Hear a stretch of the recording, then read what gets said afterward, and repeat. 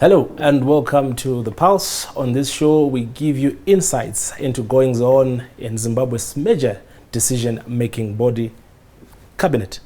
Now, one of the issues emerging from Tuesday's Cabinet meeting is the state of the country's roads. What is government doing to attend to our badly damaged roads? Some may ask. Now, to answer this question and more, we are joined by the Minister of Transport, Honorable Felix Mhona. Welcome to the show. Thank you so much. Now, Minister, to start with, there are a number of projects that we approved, or partnerships that we approved. Now, when you presented this report to Cabinet, how did your colleagues react to the proposal? Thank you so much, Tino. But let me hasten to say, in terms of the infrastructure development, you find that anyone will say you'll need a good road network for the betterment of the economy. And I totally concur to that assertion. And when I tabled the paper before Cabinet, the excitement that was exhibited, that was demonstrated by my colleagues, was quite amazing. In the sense that what we've witnessed in the last 5 years, when we say we've got an iconic revolutionary leader, the listening president, he has demonstrated that all our trunk roads, when we talk of the trunk roads, we are talking of the roads that do connect us within the SADC region, and these are our main highways. And if you have seen what has been done in the past 5 years, it's amazing. We are saying, yes, if you would relate, for the past 40, 50 years, our roads were neglected and nothing was happening. Even if you, when you're traversing and when you're moving along these highways, you will not see the earth-moving equipment. But alas, come the last 5 years, we've witnessed massive road reconstruction taking place. And I'm happy that when I tabled this, the idea behind was to say how then do we buttress to the very topical road that we talk of, which is the Harare Bay Bridge. And others were saying, when are you attending the Nyamapanda? When are you going to Chirundu? When are you going to Victoria Falls, of course.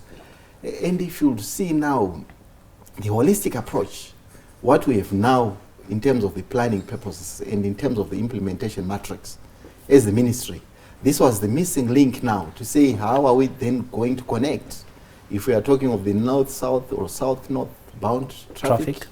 How are we going to make sure that it's trafficable?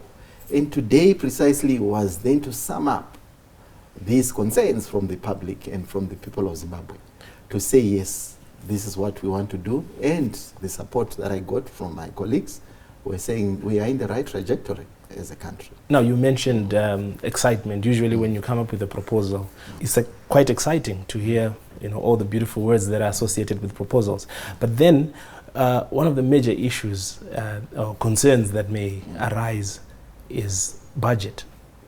Yes, you're right. Do you have a tentative budget? You know what, when we say we are under illegal sanctions, maybe to other, to laypersons, they might not understand.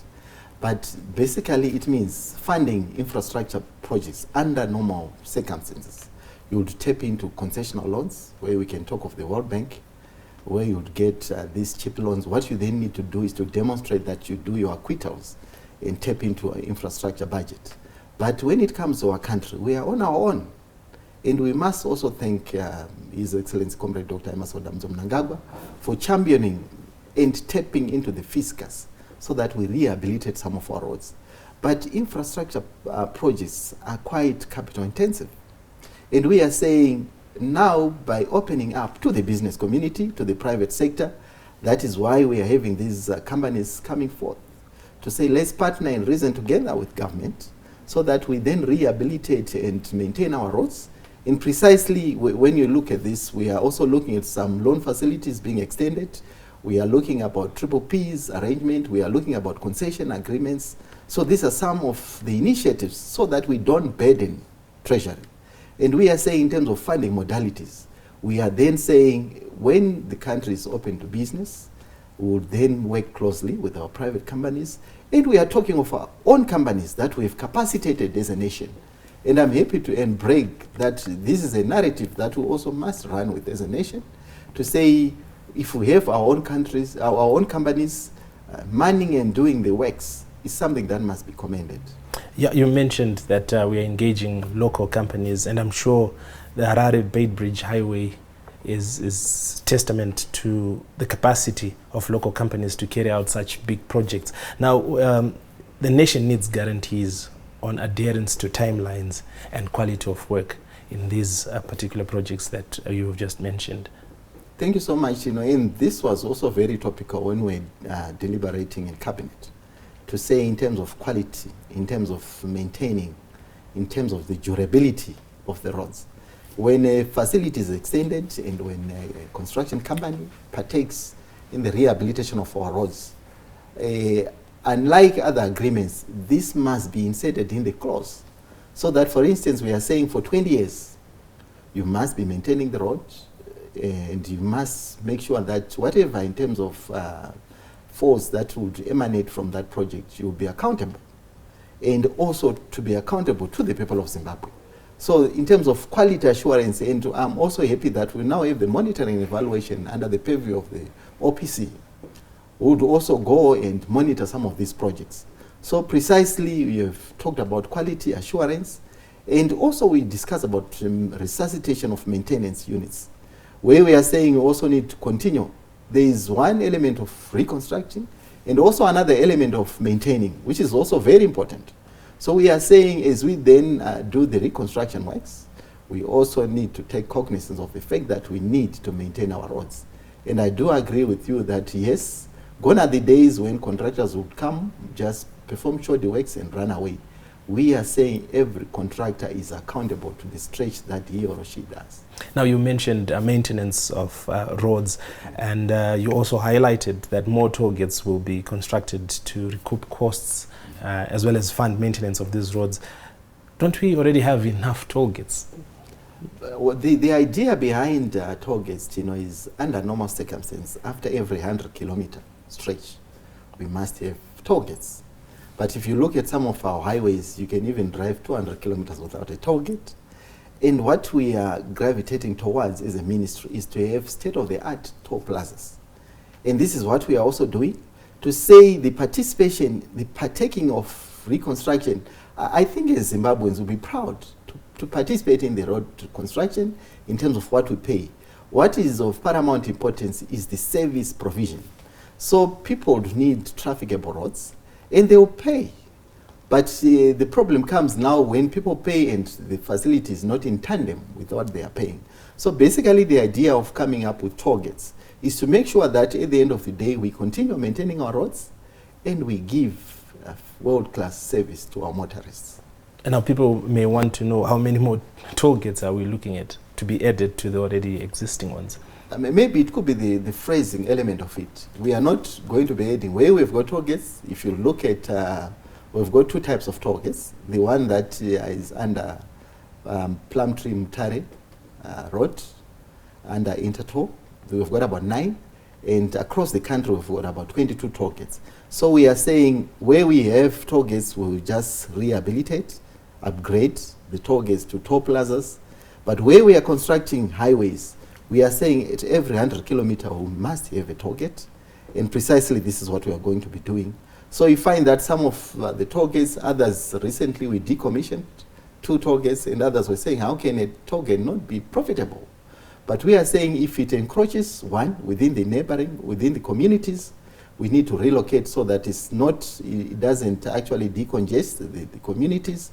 So precisely what we are doing is whenever we rehabilitate, we reconstruct our roads, we are saying instead of burdening the treasury, this is the right opportune time to then also appeal to the people, to the motorists. As they enjoy the good state of roads, they also have to pay to that aspect.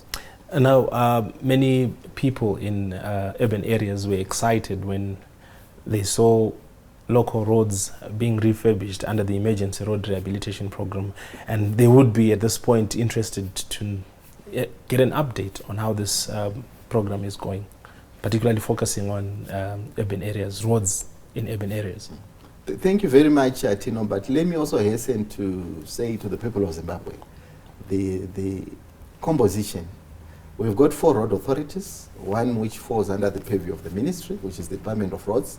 We also have DDF, which is now REDA. We have local authorities, we've got rural district councils. And if anyone walks or uses a bad road, they talk of Ministry of Transport. But the purview to maintain, rehabilitate, reconstruct urban roads falls under the local authorities. But however, as the Minister of Transport, and once again, because of the listening President, Comrade Dr. Emmerson Mnangagwa, we have got provision in the legislation that empowers the Minister of Transport to then take neglected roads. And we've witnessed that in our urban centers, roads were not being rehabilitated on time, and they are in a sorry state, worse off in locations.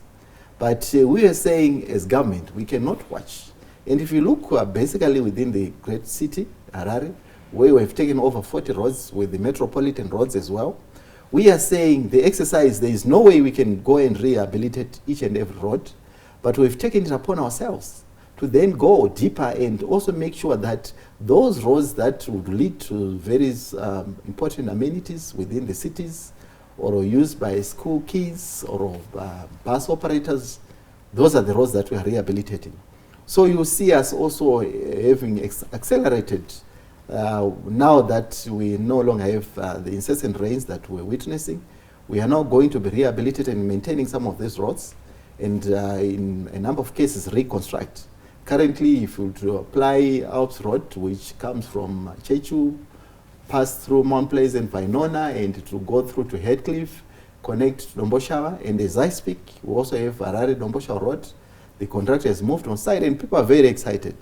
And we've got a number close to 15 that we've flighted tenders, where you see people and contractors moving on site. This shows that we are not only focusing on the trunk roads. We have also embarked on an exercise to make sure that where we live, the majority of the Zimbabweans, in our communities, in our locations, we also visit. And also call for my humble plea to the people of Zimbabwe is to be patient with us, since we also have competing factors where we need to tap into the same pot in terms of resources. But what we can assure the people of Zimbabwe is we'll continue on this trajectory where we are going to be rehabilitating our roads, not necessarily that focusing on the bigger roads, but also on the roads that we ply each and every day. Of course, the local authorities are well aware that refurbishment of local roads falls under their purview, but they have been arguing that they are not receiving enough money from ZINARA to allow them to carry out refurbishment works on their roads.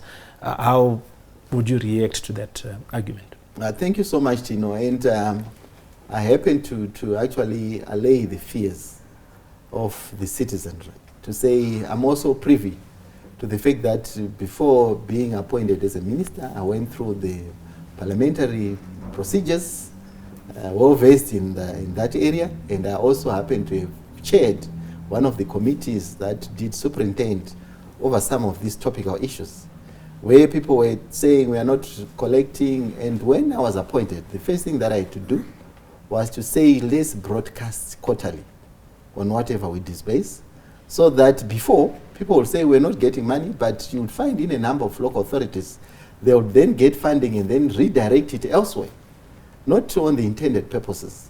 So what we then agreed with ZINARA was to say every quarter broadcast whatever you disperse, so that you then align yourself to the Supreme Constitution. And if you go to Section 298 of our Constitution, it also of transparency and accountability, where we need to be accountable to the citizenry.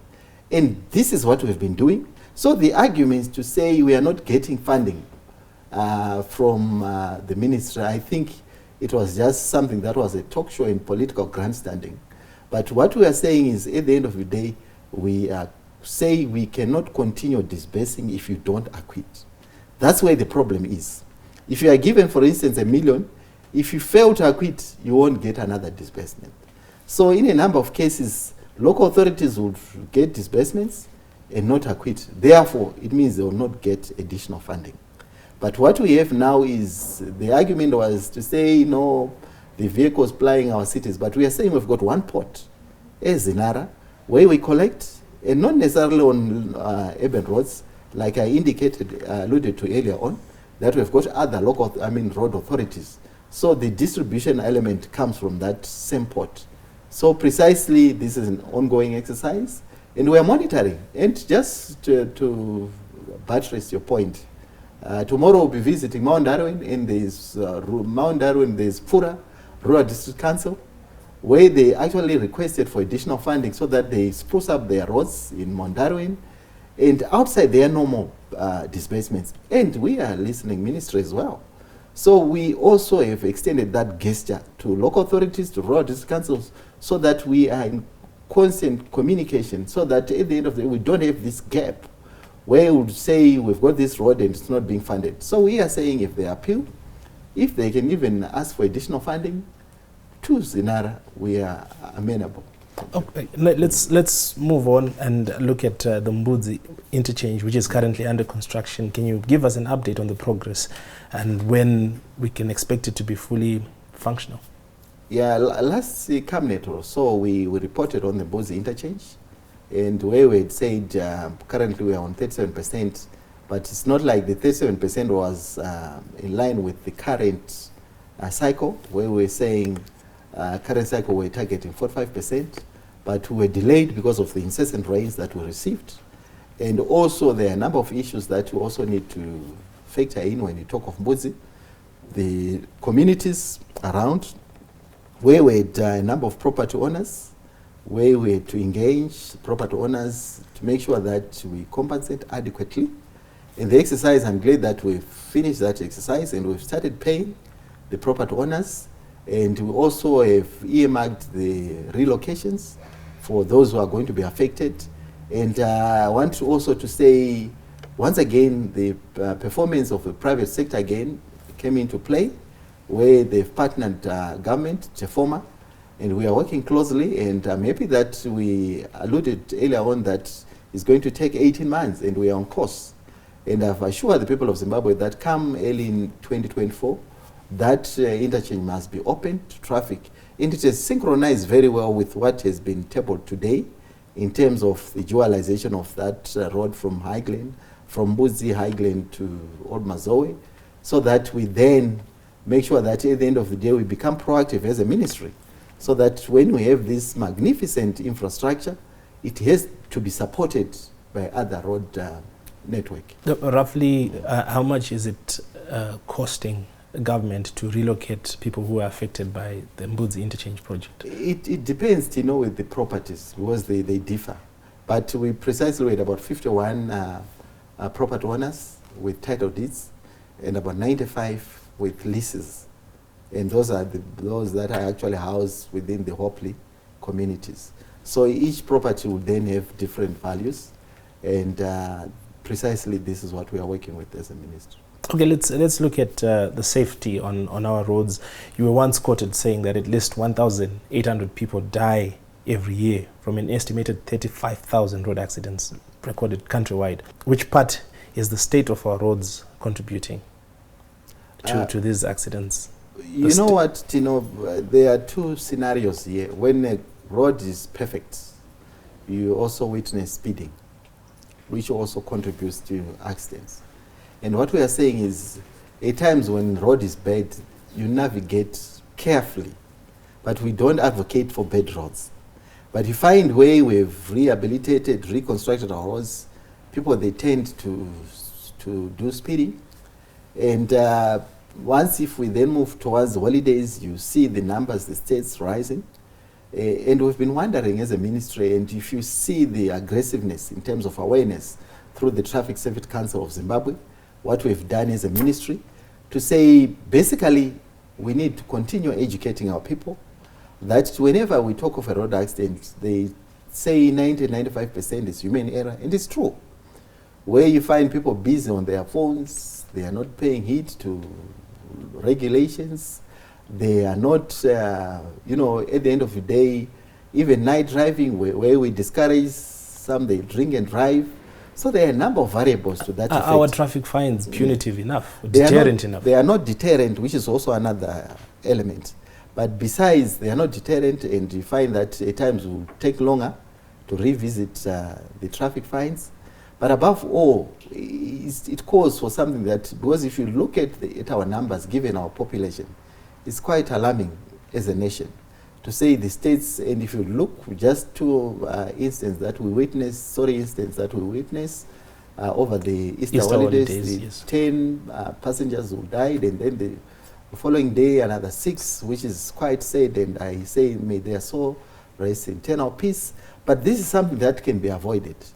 And at the end of the day, people are might be quick to say it's because of the state of the road, but at times, according to research, they say it has nothing to do. It also comes back to the discipline that we have as motorists ourselves, where at times we're excited, even if you relate the bus accident that we witnessed along the Nyamapanda Road, where we say at times we are so excited as drivers and we don't take this precious life seriously.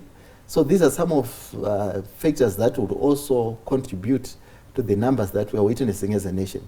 But we'll continue appealing to the people of Zimbabwe to exercise extreme caution as we drive and navigate on our roads.